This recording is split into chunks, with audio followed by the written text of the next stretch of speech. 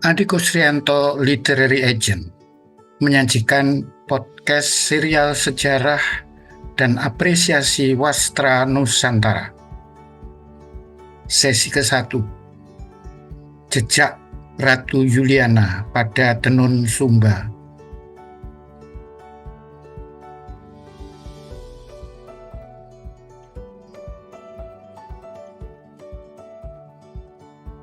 Jika Pulau Flores disebut sebagai Nusa Bunga, maka bangsa Portugis menyebut Pulau Sumba dengan nama Pulau Cendana.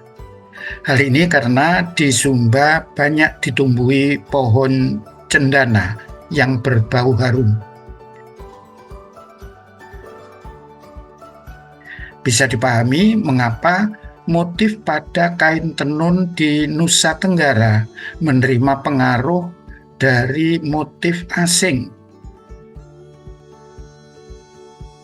Karena memang sejak awal abad Masehi, wilayah Nusa Tenggara ini menjadi jalur rempah dalam perdagangan internasional.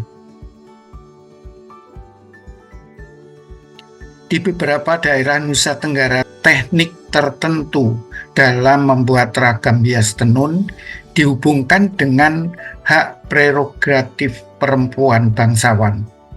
Misalnya, di dalam motif-motif ikat dengan lusi tambahan yang disebut pahikung di Sumba Timur atau teknik pakan tambahan lilit disebut buna di daerah timur. Kedua motif tenun tersebut hanya boleh dipakai oleh perempuan bangsawan. Namun demikian, di beberapa daerah Nusa Tenggara, motif serta teknik menenun dipengaruhi motif tenun patola dari Patan India, hingga motif-motif Eropa yang dibawa masuk oleh para misionaris Portugis. Sebaliknya, dari perdagangan jalur rempah itulah banyak karya-karya tenun Nusa Tenggara yang dikoleksi di museum serta dimiliki kolektor Eropa. Akibatnya, banyak peminat seni Eropa mempelajari keindahan karya tenun ikat Nusa Tenggara ini. Ratu Juliana yang memerintah negara Belanda antara rentang tahun 1949 hingga 1980, putri dari Ratu Wilhelmina, sang pendahulunya, lalu Ratu Beatrix, penerus dari Juliana. Ratu Juliana pernah berkunjung ke Indonesia pada tahun 1971 dengan membawa oleh-oleh, antara lain naskah asli manuskrip Kakawin Negara Kertagama. Naskah lontar ini berasal dari Lombok dan sampai ke Belanda karena dijarah oleh Knil pada tahun 1894, sewaktu tentara Belanda menaklukkan Lombok. Selepas masa jabatannya tahun 1980, Juliana mengembangkan kegemarannya menjadi seorang penenun atau weaver. Salah satu tenunan tradisional Sumba yang bernama Hinggi, tersimpan di Museum Universitas Leiden, telah mencuri perhatian sang ratu.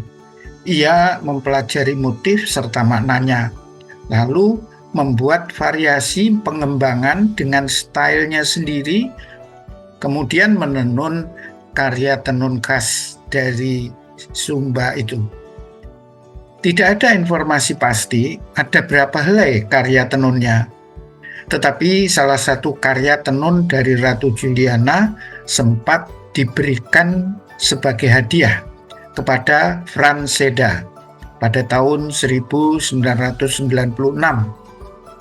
Hal ini tercantum pada buku Mengenang Sosok Frans Seda, tulisan Sri Sintasari Iskandar, Diana Damayanti, dan Beni Grata yang diterbitkan penerbit Buku Kompas pada tahun 2022. Dari jurnal karya penulis lain, disebutkan bahwa tenun patola walaupun berupa tenun double ikat, motifnya diadaptasi di Sumba menjadi tenun ikat lusi. Bahkan begitu khidmatnya di dalam mensakralkan tenunan-tenunan motif patola India ini. Beberapa penduduk Pulau Adonara telah menggunakan kain tenun ini sebagai karya tenun yang dianggap sebagai kain yang bertuah.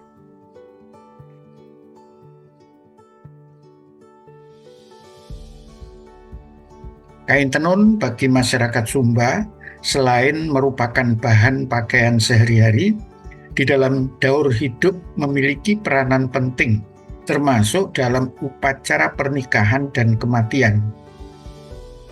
Wastra tenun hinggi juga merupakan barang yang dipertukarkan pada rangkaian adat pernikahan.